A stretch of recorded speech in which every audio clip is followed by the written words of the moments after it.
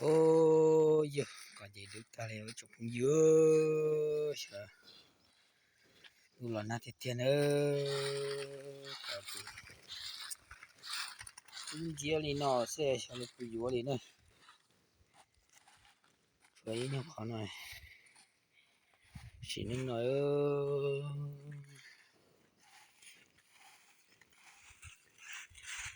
có gì đúng dưa đi nào làm một đợt đâu đủ là chỉ cú đi thế chỉ khó nào đó đủ thân cho thì cho đúng dưa đi nào sẽ lu dưa cho nó còn tông chúa lên nó ra thì ra thì nó không có này khoai cho lớp bao nè chỉ cú lại mình chỉ thế nào ý luôn nó bé phá thì cú lại mình chỉ thếแต่สิดูนะตัวเป็นนู่นน่ะจิโหอยู่ขอดูตาลินะจะดูๆหน่อยจิชาเลยแต่ถอยดูหังถอยชาเลยปุยยัวแท้จิปอกหันเด้อให้เลยยัวละจิจ้าดีนะแต่เอาไลลูอีกิโลนาลีอีพาเด้นเด้อซิแล้วดาวจิก็จะกูเลียวปุติตินะจิปอกคนดีนะชามินจิเด้อตินะ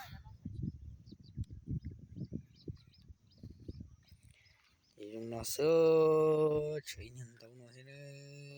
但是都晓得，都老那都大了，老那的保护的那有点老见那都不，努都不查股，那这股去ดู那些呢，但是可能这都老那大件都从保，一努二努的这哦，可能这二努呢这这来里呢，有点查起股一二努是这都大的那里呢。多就轮接就不接你呢看见了有点操都多诶两个呢这有掉有来临能够nào cậu sẽ có gì na thế nè còn là gì lái linh đời họ hay cho được nhiều chỉ tiết độ nha giờ lái đi in nhon lan kỳ thì để theo còn mấy ai nữa nè chỗ kia còn nó sẽ nè thì nó chỉ đủ chả bút thì nó bút thì nó chỉ bỏ chấp lờ nhớ về đâu tàu phun biển mà bỏ thì nó chỉ có gì đúng gì lên nó nó chỉ trả lời cho cú thế nhưng cú kế ple họ là na kế ple nó chỉ cú đâu có lực tài nó thế sao nhỉ lo ở đó chỉ là chỉ tàu đi chết xa thế này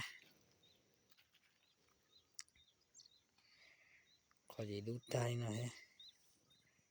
là gì cũng từng chỉ cũng chúng ta tạo khởi cho săn đồ là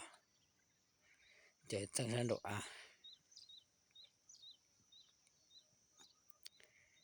nuôi to là chế có gì lít ta li chụp dưa nuôi sữa nó giờ thì ô tê còn nó giờ sẽ chỉ sau sau mà ô đó chẳng như là na thì đó nó muốn là chỉ cũng chẳng ở trà để thế là cũng tao nhỏ thế này lít ta li có gì tôi tự đun dưa lên nó xem nè thôi có nhọc chúa lái thế giờ tiền tháo lon nan tu nữa chỉ li khó loại hơn chỉ đỡ bông nữa thì cho đỡ nè chỉ là cô mong kỳ thôi chỉ cho nó chỉ sợ ở đèn tối bên nó chỉ ở đèn tối băm bông là nó chìm bông bao tôi chỉ được ổ thế chỉ thôi dù nhưng đủ dạng rồi dùng chăm mình tu tháo lon nan này dù ở tan thọ đâu hồi chỉ trả đi trong con khoai rong dở mùa nè mà thế rong cô nó hay để chỉ lon na ý vô thô thì có món bò đồ ý nhờ chỉ này ý nhờ mọi nhờ nô sẽ chỉ những đủ dạng rồi chỉ mà để thua được chỉ đủ ná là chỉ được chỉ đủ mà chẳng Chị là cô chừng mong đi thế. Họ ya đủ bộ nọ chị xói lộ. Nên chị là tôi uống hiểu lá chỉ.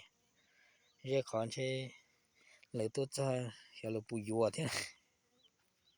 Là ô tô ya thì là mỗi bê chấp phá là yêu bê chấp phá là chỉ dùa là kênh chỗ bật chế thế này. Nó thì ô sa cơ kia đi thế này. Nhưng mà sa cơ ngầu đi thế này. Thì chỉ cho lúc bên này. Đủ uổng thì chỉ bỏ cả hai.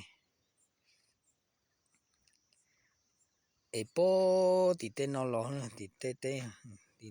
nó lô ê bố đã cơ hà nó ló để tên nó mà nên xa cơ ê bố nó ló mà nên xa cơ ê này nó là mà xa cơ chỉ thôi ê này gì hai má gì chỉ không trò đó nên sẽ được sai nên lưu ta đi ê sao là chừng lưu ta đi thế chỉ lãng kỳ thế sẽ là bố chừng dùa thế nào còn nó mà bố chỉ to thì cú làm một đò mua giá trâu xe buộc khó tôi chả xe lỡ tôi là không có tông cái mỗi cha gì một linh đời thế này mà gì bé mà lại xin gì đó đấy trời mấy đứa này sai thế cho có lư ta nó liền nó sẽ hiện tôi thôi là na chỉ rong con này thì xin tôi là tôi bên hướng nó chỉ ôi vô cái gì đu ta lên nó liền